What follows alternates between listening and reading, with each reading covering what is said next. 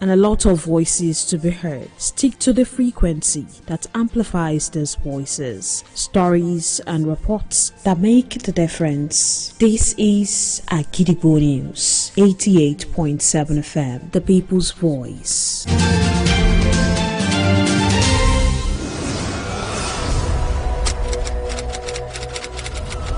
This is Kunle Amzat Studio, Agidigbo 88.7 FM. Welcome to News Around the World.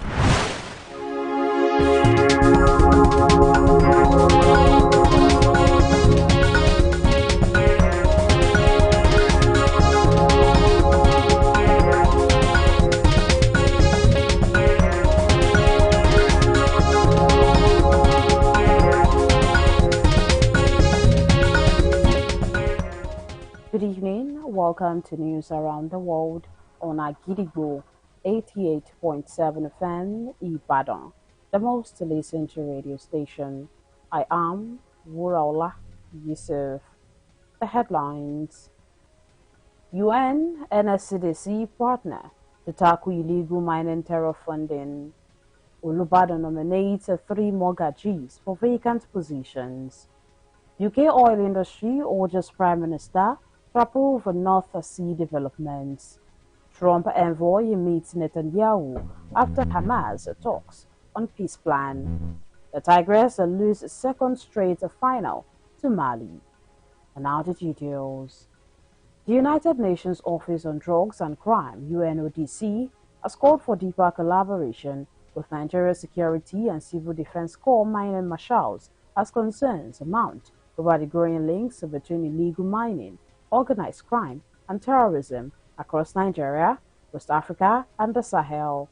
The call was made during a strategic visit by a UNODC delegation led by the Chief of the Africa Section of the Terrorism Prevention Branch, Tulio Santini, to the Mining Marshals Corps, where the international body commended the specialized unit for its expanding role in tackling illegal mining and related criminal activities. The commander of the Mining Marshals, Assistant Commandant of Corps, John Atta, disclosed this in a statement issued in Abuja today, saying the visit was part of a broader UNODC mission to strengthen partnerships in Nigeria, engage development partners, and review ongoing field operations.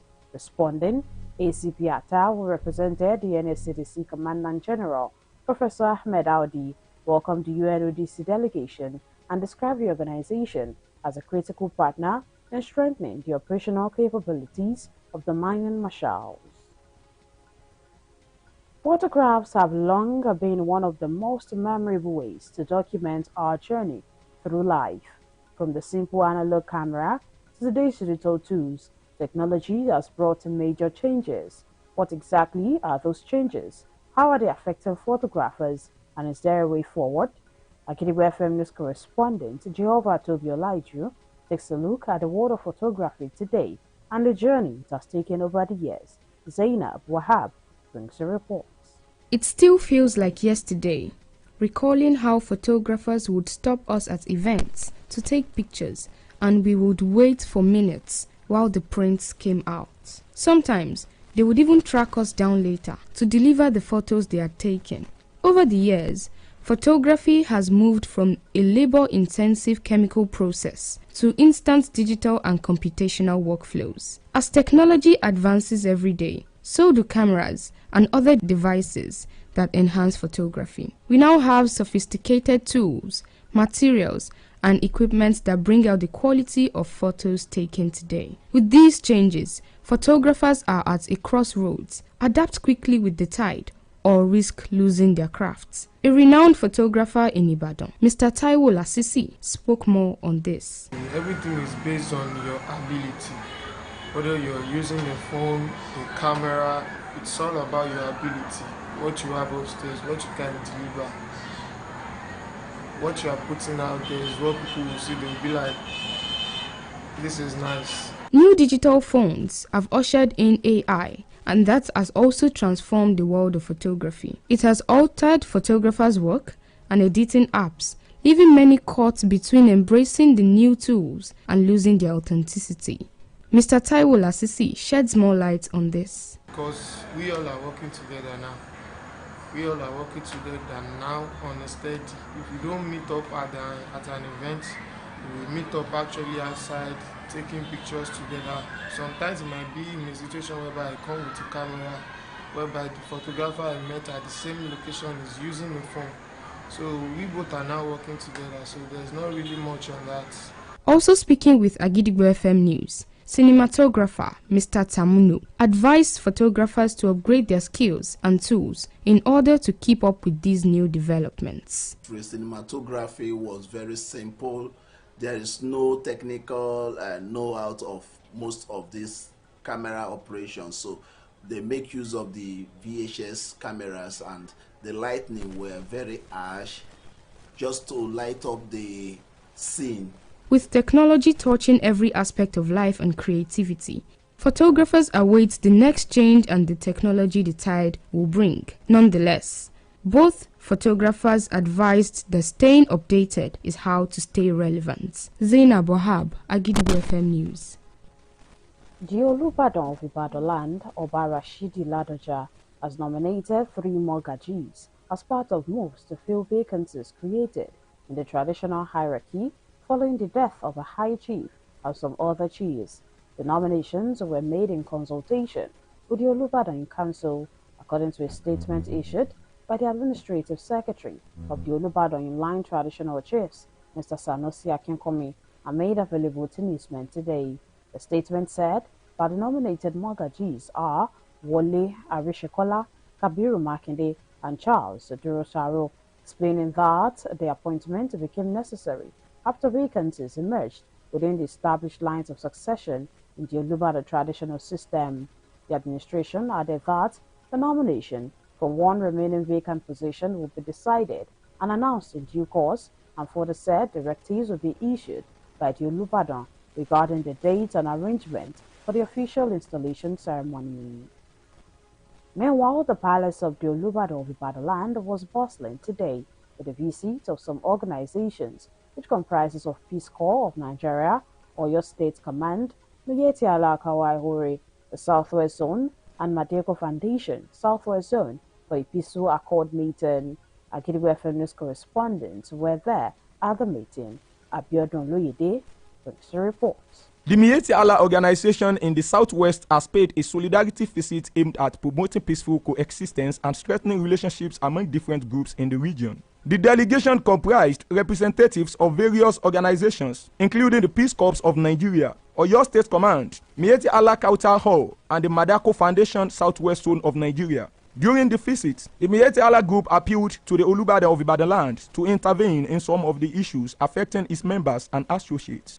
The group also highlighted some of the challenges it has been facing across the Southwest. Speaking with Agidigbo FM News, Dr. Prince Ademola Yisau Adegoke, the National Convener of the Economic and Social Development Ambassadors of Nigeria, ESDAN, and a member of Miyetti Allah Kautal Hall, explained the purpose of the visit. Speaking with Agidigbo FM News, members of Miyetti Allah from different parts of the Southwest appealed for the release of their national leader and also spoke about some of the challenges confronting their members in the region. To assist us to beg the national president of Bola Ahmed Tinubu to release our national president, which is Director Abdullahi Bello Bodejo, the national president of Miyetti Allah Kautal Hore. That is the reason why we are coming here. Meanwhile, the spokesperson for the Olubadan appreciated the group for the visit and assured them that their concerns will receive positive attention. Land Oba Rashidi Ladoja, fellow Nigeria Society of Engineers. The Miyetti Allah, they have come to the palace in the hope that they are going to see Kabisi. It is not our tradition to treat guests anyhow. It is our duty to attend to anyone who comes to the palace with one complaint or the other.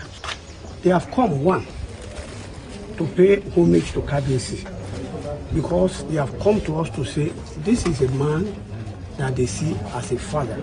However, the spokesperson rescheduled the meeting for a later date, explaining that the issues raised require the presence of the Olubadan himself and could not be handled solely by its representatives. Abiodun Oloyede, Agidigbo FM News. Now it is time to link up with our United Kingdom studio for the foreign news. News from Puliamza Studio at Gidigbo FM. United Kingdom, I am Olushola Damilola. The oil and gas industry has urged Andy Boham to approve two controversial North Sea developments as a public consultation on the UK's largest undeveloped oil field closes. The Rosebank oil field and Jackdaw gas field are awaiting formal decision from the government after previous approval by Conservative administration in 2023. The project has become a lightning rod for debates about the UK's energy security. Production at both fields had been approved previously, but those decisions were quashed after a legal challenge from Greenpeace, leaving Labour Minister to decide now whether or not drilling should go ahead. President Donald Trump announced yesterday that the United States will reduce military exercise with key regional ally South Korea just hours before they were due to get underway, citing its positive relationship with North Korea leader Kim Jong-un. The drill schedule to run for 10 days were designed to adapt to North Korea's evolving capabilities and will incorporate training to counter drones, GPS disruption, and cyber attacks. North Korea has long criticized the joint US-South Korea partnership with its foreign ministry last week, calling the planned drill a rehearsal for an aggressive war and a grave threat to its security. And that ends the news from Puliamza Studio at Gidigbo FM. United Kingdom, I am Olushola Damilola. Back. We shall also be moving to our Maryland studio, United States, for more foreign news. News from Kule Amzat Studio, Agidigbo FM, United States. I am Oluwatosin Soya. President Donald Trump's envoy and son-in-law, Jared Kushner, met with Israeli Prime Minister Benjamin Netanyahu in Jerusalem on Monday, a day after holding a rare meeting with Hamas leader in Cairo as part of efforts to advance the U.S. president's Gaza plan. The meeting came as Netanyahu's ruling coalition trails in Israeli opinion polls ahead of the October 27 national election. Earlier this month, Netanyahu publicly rejected a U.S.-backed proposal that would require Hamas to surrender its weapons in exchange for an Israeli withdrawal from Gaza. Trump has said the agreement would be implemented in phases, with Israeli forces gradually withdrawing as Hamas disarms. Under the plan, an international stabilization force would work alongside a new Palestinian police force to help secure the territory. Netanyahu, Israel's longest-serving prime minister, has maintained that the military would not withdraw from Gaza until Hamas and other armed groups have been fully disarmed. Zambian President Hakainde Hichilema's lead in the country's presidential election widened on Monday, with partial results from about 71% of constituencies showing him with roughly 62% of valid votes, up from 59% reported late Sunday. His main challenger, Brian Mundubile, had about 36% of the vote, down from 39% in the previous results. A presidential candidate must secure more than 50% of the vote to win outright. If no candidate reaches that threshold, the top two contenders will face a runoff. Analysts had widened expected Hichilema 64 to win, citing the advantages of incumbency and a divided opposition. Mundubile, however, attracted large crowds during his campaign.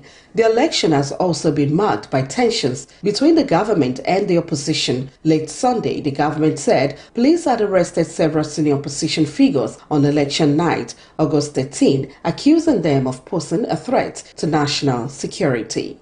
And that ends the news from Kuliamzat Studio, Agidigbo FM, United States. I am Oluwatosin Soya.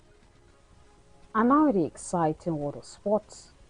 Nigeria's under-18, the Tigress, had lost the second straight FIBA under-18 women's AfroBasket final to Mali, falling 77-68 in Côte d'Ivoire on Sunday.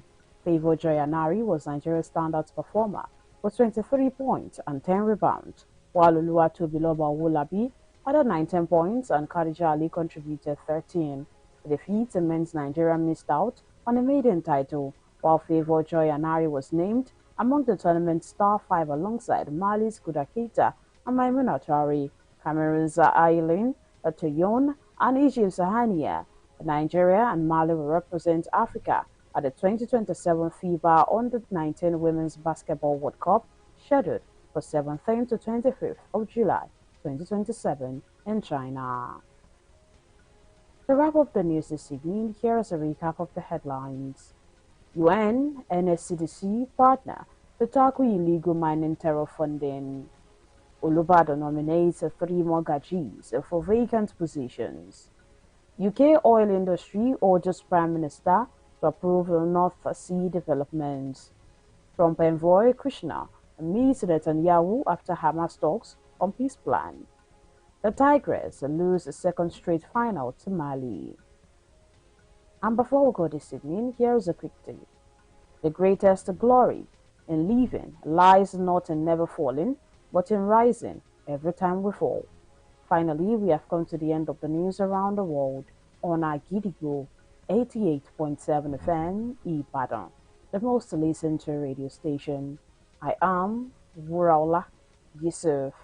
Thank you for listening. Good evening. News is information, and information is power. At Agidigbo 88.7 FM, we bring the news from top to bottom. The Oyo State Independent Electoral Commission, OISEC, has called for continuous collaboration. We bring you reports from Oyo State. The Oyo State House of Assembly has called for thorough investigation. Southwest Nigeria and the rest of the world. Has clarified that the body did not receive any cash support from international development. Trust us to keep you informed every hour, every day. Agidigbo 88.7 FM.